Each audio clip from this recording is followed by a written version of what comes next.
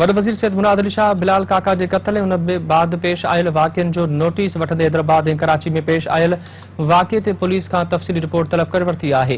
वॾे वज़ीर मुराद अली शाह जो चवणु आहे त पुलिस वाक़िए जी पेशेवरानी जांच करे जवाबदारनि खे अंजाम ताईं पहुचाए। संदसि चवणु हो त सिंध अमन जो गढ़ आहे ऐं हू उन जो अमन कंहिं सूरत में ख़राब थियण न ॾींदा। वॾे वज़ीर मुराद अली शाह चयो त हू लिसानी बुनियादुनि ते का बि साज़िश कामयाब थियण न ॾींदा। तव्हांखे आगाह कंदासीं, वॾे वज़ीर मुराद अली शाह बिलाल काका के क़त्ल ऐं उन बाद पेश आयल वाक़िअनि जो नोटिस वठंदे हैदराबाद ऐं कराची में पेश आयल वाक़िअनि ते पुलिस खां तफ़सीली रिपोर्ट तलब करे वरिती आहे। वॾे वज़ीर मुराद अली शाह जो चवणु आहे त पुलिस वाक़िए जी पेशेवरानी जांच करे जवाबदारनि खे अंजाम ताईं पहुचाए। संदसि चवणु हो त सिंध अमन जो गढ़ आहे ऐं हू इन जो अमन कंहिं बि सूरत में ख़राब थियण न ॾींदा। वॾे वज़ीर मुराद अली शाह चयो त हू लिसानी बुनियादुनि ते का बि साज़िश कामयाब थियण न ॾींदा।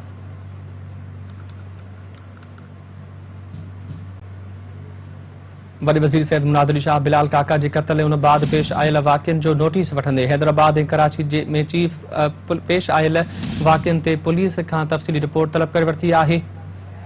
तफ़सील मालूम कंदासीं, chief reporter Fayaz Qureshi line ते मौजूद आहे। फयाज़, वॾे वज़ीर मुराद अली शाह बिलाल काका के क़त्ल ऐं उन बाद पेश आयल वाक़िअनि जो नोटिस वरितो आहे, पुलिस खां रिपोर्ट तलब कई आहे, छा तफ़सील आहिनि?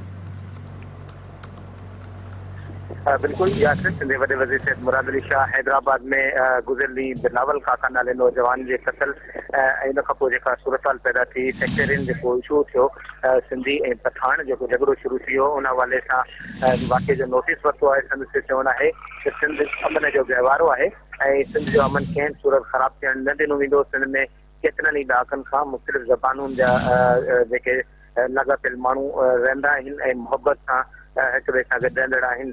सिर्फ़ चवणो त सिंध में सिंध जे कंहिं बि शहर, ख़ासि तौर ते हैदराबाद में लिसानी बुनियादुनि ते कंहिं क़िस्म जी साज़िश कामयाब थियण न ॾिनी वेंदी। हैदराबाद ऐं कराची वाक़िअनि में पुलिस जे खां हवाले सां वॾे वज़ीर न सिर्फ़ तफ़सीली रिपोर्ट तरफ़ कई आहे, बल्कि संदसि चवणु आहे त पुलिस वाक़िए जी न सिर्फ़ पेशेवराने नमूने सां जांच करे मुजरिमनि जे न सिर्फ़ निशानदेही करे, बल्कि उनखे कैफ़िर किरदार ताईं पहुचायो वञे। वॾे वज़ीर जो इहो चवणु हो त वाक़िए खे कंहिं तरह सां लिसानी बुनियादुनि ते न ॾिठो वञे, वाक़िए खे ॾोह ऐं ॾोह जी बुनियाद ते ॾिठो वञे। जवाबदारनि खे कंहिं ज़ात कंहिं क़ौम जो ज़बान न आहे, बल्कि जवाबदारनि जो शेवो जेको हूंदो आहे सिर्फ़ ऐं सिर्फ़ ॾोह करणु हूंदो आहे।